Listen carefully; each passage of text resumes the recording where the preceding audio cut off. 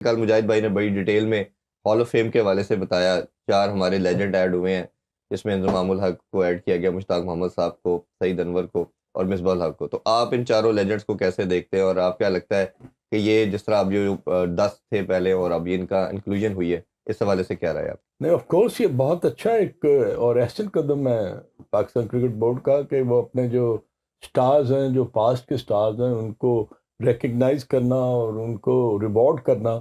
I think ये बहुत अच्छी बात है। नेचुरली ये चारों क्रिकेटर्स जो हैं आपके, ये they were just unbeatable during their own era. अब इंजमाम ने 17 सेंचुरीज वो की हुई हैं जो कि पाकिस्तान उनसे जीता है। जी। ये बहुत बड़ा एक कारनामा होता है किसी भी क्रिकेटर का। अगर उसने 40 रन भी मुश्किल हालात में अपनी टीम की जीत में अगर कंट्रीब्यूट किया ना, तो मैं समझता हूँ वो 40 जो है वो 100 से भी बेहतर है। ये this is a very very अच्छा, बिग ये हमने क्वालिटी। डिबेट करनी थी लेकिन आपने शुरू कर दी तो हम अभी से स्टार्ट कर लेते हैं। ये जो हमारी टीम के अंदर दो मैं पहलू पे आप लोगों की राय चाहूंगा।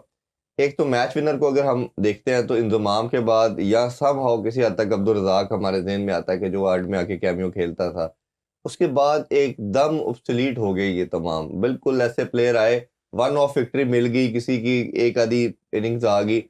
साइम अयूब ने थोड़े से ये ग्लिम्सेस हमें नजर आए कि ये एक ऐसा प्लेयर बन रहा है या डेवलप, अभी हम ये नहीं कहते बन गया है कि शायद, लेकिन उनकी इनिंग्स से पाकिस्तान जीता। ये क्या फुकदान है, मुझे अभी पहले आप बताइएगा कि ये जो मैच विनर प्रोड्यूस करना ये क्या स्टेट ऑफ माइंड होता है, और ये दूसरी तरफ अपने आप को सेल्फिश हो जाना, अपने 100 करना, 200 करना, रैंकिंग में रहना, ये स्टेट ऑफ माइंड क्या है? देखो, ये जिस तरह आपने बात स्टार्ट की, पहले तो हमने देखना है कि जब से क्रिकेट स्टार्ट हुई उसमें टॉप ऑर्डर के चुने, क्योंकि टॉप ऑर्डर कभी भी मैच नहीं जितवाते, ठीक। फिनिशर कभी नहीं होते। वो एक प्लेटफॉर्म देते हैं और फिनिश करना होता है। जैसे इंजमाम का नंबर है नंबर 4 पे या 5 पे खेलता था, या रज़ाक नंबर 7 पे खेलता था। जब मैं सिर्फ ऐड करना चाहूंगा, आप बिल्कुल ठीक कह रहे होंगे, Ricky Ponting, Jacques Kallis, Brian Lara ये तीसरे नंबर पे आते थे और ये मैच फिनिशर थे। बिल्कुल ये आउट ही नहीं होते थे। देखिए उनका माइंडसेट रिकी और पॉन्टिंग हमारा की बात माइंडसेट, करें, हाँ। हमारा कल्चर थोड़ा सा डिफरेंट है। वो तो खेलते हैं, वो क्रिकेट नहीं खेलते, वो जॉब करते हैं, हम क्रिकेट खेलते हैं। अच्छा, तो ये तो बहुत बड़ा फर्क है ना। तो फैंस को ये भी कि समझा दें थोड़ा फर्क भी देखिए, मैंने किसी एक क्रिकेटर, ऑस्ट्रेलियन क्रिकेटर था, क्योंकि लीग खेलते थे, उससे मैंने जवाब पूछा कि यार तू आया तो कहाँ ठहरा? कहता मैं तो फिजिकल ट्रेनिंग और ये मेरे सेशन, ये मेरा प्रोग्राम होता है अकॉर्डिंगली मैंने फोकस किया होता है 5, जो 9 to 5। इस दौरान मैंने अपने जितनी भी एक्टिविटी करनी है और बीइंग ए प्रोफेशनल करनी है। ठीक है, असल चीज़ होती है कि आपका जो माइंड सेट है, आपकी माइंड मैपिंग किस तरह की जाती है। ठीक है, अगर ऑस्ट्रेलियन के किसी भी छोटे से बच्चे से पूछेंगे ना, तो उसका बाप पूछेगा कि परफॉर्मेंस नहीं पूछते, पूछते जीता है या हारा है। जी। हार तो वो सुनना ही नहीं चाहते। हमारे कल्चर है कि हमने पहले पूछना है तूने क्या किया, आपकी परफॉर्मेंस क्या आज के मैच में। तो फ़र्क तो आ गया यहाँ पे। तो जो माइंड मैपिंग है वो winning attitude is the best policy to develop any culture है, एनी प्लेयर। बिल्कुल तो ठीक। ये माइंडसेट को तो हम चेंज नहीं कर सकते। अगर हमने यहाँ पे इंजमाम की या रज़ाक की बात की कि ये मैच फिनिशर थे, उनके नंबर भी उनको उसी तरह ही सूट करते थे।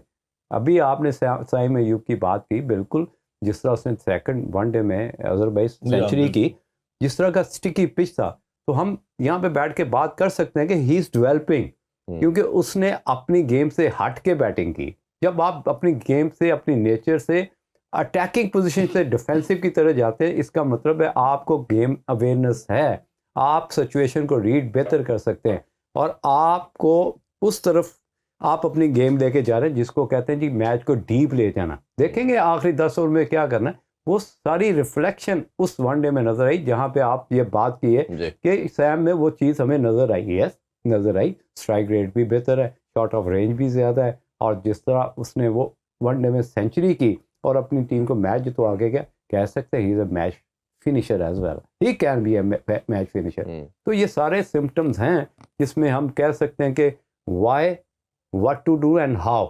इंजमाम ने और रज़ाक ने सो मैनी टाइम बिल्कुल ऐसा ही है, what to do and how, और उसको उससे प्रूव भी पहले किया। फिर हमें आते जैसे जुएद मियाँदाद साहब थे या बाकी अगर आप मुझे इजाज़त जी दें जी तो मुजाहिद की बात को मैं जी जी थोड़ा सा प्लीज। ना एलोब्रेट और करूं। वो इसलिए कि इसने अभी ऑस्ट्रेलिया के माइंडसेट की बात की है।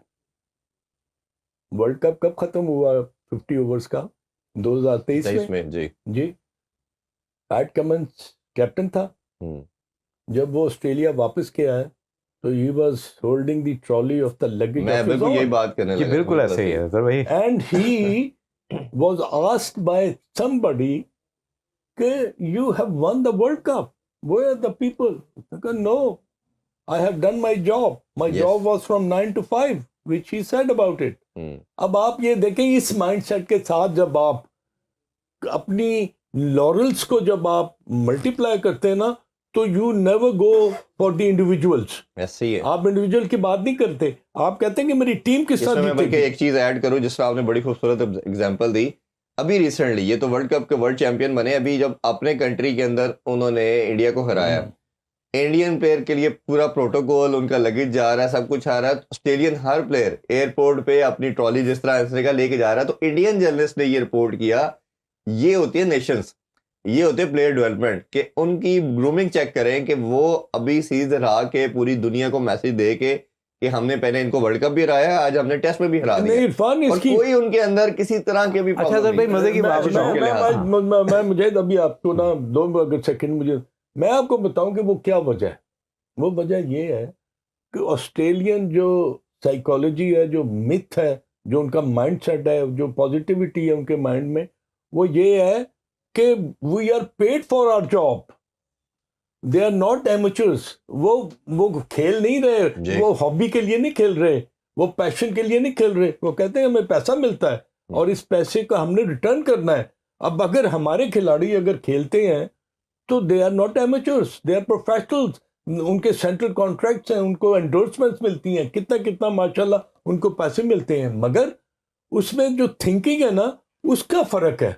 और ये मैं बिल्कुल आप अब अगर बात करना नहीं, बात पता क्या होती, बात ये है कि अगर एक ओवर में 19 रन चाहिए ऑस्ट्रेलियन को, तो एक 90 नंबर का बैट्समैन कभी भी दूसरी एंड पे जो सेंचुरी पे बैटिंग कर रहा होता है, कभी भी उससे नहीं पूछता व्हाट टू डू, वो आते अटैक करता है। हम क्या करते हैं, हमारा प्लेयर जब 9 नंबर पे जाता है, दूसरा 100 पे खेल रहा, तो हमारी कोशिश सिंगल करके उसको खिला दें। ये माइंडसेट का फर्क तो है ना यार, हमने बार बार देखा ये चीज, जो अप्रोच या माइंडसेट या माइंड टफनेस है, उसमें हम उनको बीट नहीं कर सकते। हाँ, कोई वक्त आएगा कि हम उनके आसपास चले जाएंगे, लेकिन बीट करना थोड़ा सा मुश्किल है। अच्छा, उसमें देखे ना, मैं बड़ा क्लोजली ऑस्ट्रेलियन को ऑब्वियसली क्रिकेट फॉलो करते हैं, देखते हैं। मेरा अभी एक दोस्त है, वो प्रोफेशनल क्रिकेट भी खेलते हैं ऑस्ट्रेलिया में। वो आए, उनसे डिस्कशन हुई, कहते हैं हमें जितने भी कोचेज इवन क्लब लेवल पे भी जो क्रिकेट सिखाते हैं या ट्रेनिंग देते हैं ना, जैसे एक इन्होंने बात की कि वो कहते हैं जीतने के अलावा तो बात ही नहीं करते, इसके अलावा कोई सेकंड ओपिनियन नहीं है, तुमने रन कैसे करने हैं, क्या है ना, रैंकिंग की बात है। उसकी प्राइम एग्जांपल है, ना बटलर आपको नजर आएगा, ना कभी स्टीव स्मिथ नजर आएगा, ना आपको वार्नर नजर आता था कि वो टॉप 1 है, सेकंड है, लेकिन उनकी एक ही गेम थी कि टीम को जिताना कैसे है। दूसरा वो बता रहा था जो बहुत इंटरेस्टिंग चीज थी, कहता है कि हमारी ट्रेनिंग के अंदर जो होता है ना, वो सिर्फ एक माइंडसेट को साथ बताते हैं कि ओपोजिशन को गिराना कैसे है। बिल्कुल, जो कि पाकिस्तानी कल्चर में मैंने किसी कोच को नहीं देखा कि ओपोजिशन गिराना कैसे। जिसकी अभी प्राइम एग्जांपल अगर मैं उसको देखूं कि अभी ऑस्ट्रेलिया ने, बुमराह एक ऐसा फैक्टर था जिसने अकेले बंदे ने ऑस्ट्रेलियन टीम को, बुमराह, और वो उनको प्रेशराइज कर रहा था, उनको हैम्पर कर रहा था, कंटिन्यूसली मार रहा था, और पहला टेस्ट भी उसने जिसने जिताया। उन्होंने कहा यार इसका तोड़ क्या निकालें, ये एक ऐसा है जो हमें डिस्टर्ब कर रहा है और हर मैच में कर रहा है।